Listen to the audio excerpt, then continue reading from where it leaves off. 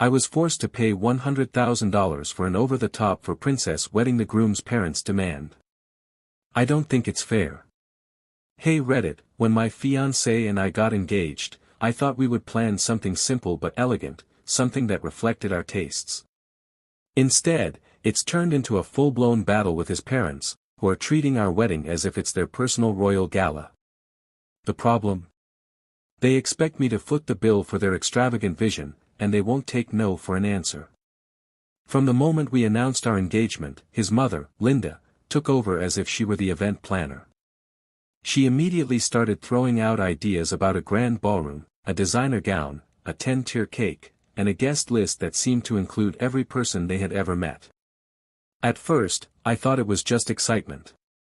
I smiled, nodded, and assumed we would eventually sit down and discuss things realistically. But the more I tried to suggest something within a reasonable budget, the more I realized they had no intention of compromising. The first real argument happened when we started looking at venues. My fiancé and I had a budget in mind, around $30,000 max, which I already thought was generous. But Linda turned her nose up at every option we presented. She insisted we needed the most prestigious venue in town, one that alone would cost nearly $50,000 just for the space. When I reminded her that this was well beyond our budget, she scoffed and said, "Oh, don't worry. You'll find a way to afford it. It's a once-in-a-lifetime event." That was the first red flag. It only got worse from there. She and my future father-in-law started booking meetings with luxury wedding planners without even consulting us. They came back with proposals that were so extravagant I actually laughed at first, thinking it was a joke. A $20,000 floral budget, a custom couture dress costing over $15,000, a fireworks display at the reception. They even wanted to hire doves to be released, as we said our vows. Every time I tried to bring up a more reasonable alternative, Linda would brush it off, saying, "This is what a proper wedding should look like. Do you really want to embarrass our family with something small and forgettable?" At this point, I started questioning whether my fiancé was actually on my side. He kept saying he understood my concerns but also didn't want to disappoint his parents. He suggested maybe we could try to meet them halfway. But how do you meet halfway when their expectations are sitting at $100,000? He even floated the idea that we take out a loan for part of it. A loan? For one day, I was absolutely floored. I sat down with Linda and my future father-in-law and told them, as politely as possible, that I was not comfortable spending that kind of money and that a wedding should be about the couple, not just a spectacle for the guests. Linda actually rolled her eyes at me and said, "Sweetheart, this isn't just about you. This is about our family's reputation. People will talk if we don't do this right." My jaw nearly hit the floor. Things escalated even further when they started making purchases without consulting us. One day, I got an excited call from Linda, telling me they had already put down a deposit on the venue. The same $50,000 venue I had explicitly said was out of budget. When I told her we couldn't afford it, she waved it off, saying we had plenty of time to figure it out. The audacity was unbelievable. They weren't offering to pay for any of this. They just assumed I would find a way to make it happen, as if I had a secret trust fund hidden somewhere.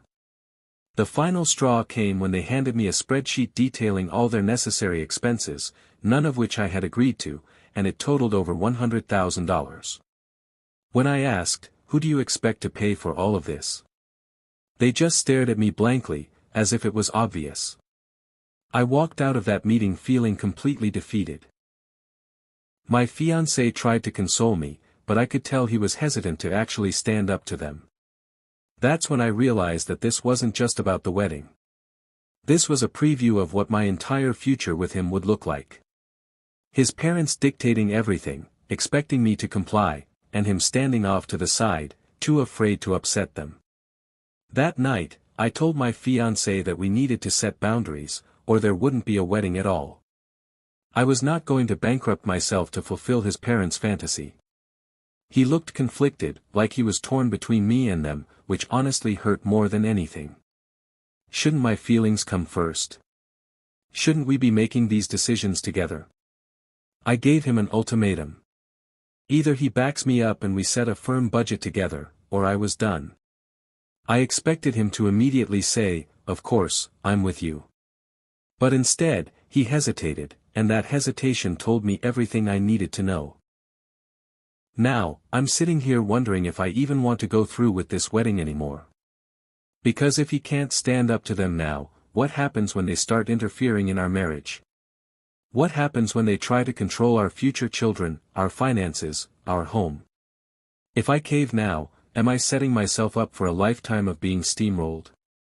And worst of all, I can tell they think I'm the unreasonable one. Linda has already started spreading the narrative to their extended family that I'm being difficult and cheap and that I don't care about the family name. I'm getting side eyes from relatives who suddenly think I'm some selfish villain who doesn't want to give their son the wedding he deserves.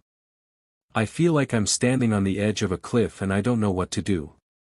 Do I keep fighting this battle and hope my fiancé finally grows a spine? Or do I walk away before I'm locked into a marriage where I'm always expected to bend to their will? Because right now, it's starting to feel like this wedding isn't just about a single day. It's a glimpse into what the rest of my life might look like. And I'm not sure I like what I see. I spent the next few days in a fog, replaying everything over and over in my head. I kept hoping my fiancé would come to his senses, that he'd realize how unfair this all was. But instead, he seemed to be avoiding the conversation entirely. Every time I tried to bring it up, he'd say things like, "Let's not fight about this, or we'll figure it out," as if magically, a solution would appear. But I had given him a solution: set a reasonable budget, stand up to his parents, and put us first. And yet, he was still stuck in this weird limbo where he didn't want to disappoint them, even at the cost of our future. Meanwhile, Linda was doubling down. She sent me emails with links to extravagant dresses, seating charts for their guest list, and reminders about payments that I had never agreed to make. At one point, she even suggested I ask my parents for financial help since it was tradition for the bride's family to contribute. The audacity made my blood boil.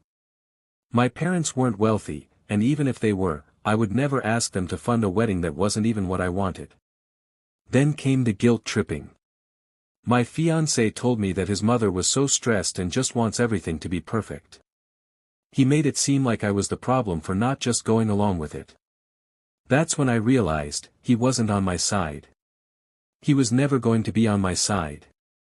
No matter how ridiculous his parents' demands were, no matter how unfair they treated me, he would always make excuses for them. I had to accept the truth. This wasn't just a wedding issue. This was a marriage issue. If I married him, I wasn't just marrying him. I was marrying his entire family in their controlling, entitled ways. And the worst part? He wasn't just allowing it. He was enabling it. So, I made the hardest decision of my life. I sat him down and told him I couldn't do this anymore. If he couldn't put me first before we were even married, what chance did I have of him doing it after? He panicked, begged me to reconsider. Even suggested we postpone the wedding to figure things out. But I knew better. This wasn't something that would magically fix itself with time. He had shown me exactly where his priorities were, and I refused to be a second choice to his parents for the rest of my life. When I broke the news to his parents, Linda had the audacity to act shocked, as if she couldn't fathom why I would walk away. She even tried to spin it as me being too emotional and not understanding the importance of family. But I had understood perfectly. I understood that in their eyes, I would never come first. So I walked away. No wedding. No $100,000 spectacle. No marriage to a man who couldn't stand up for me. And the craziest part? The second I made that decision, I felt an overwhelming sense of relief. Because for the first time in this entire process, I was making a choice that was entirely my own. And that was worth more than any wedding could ever be.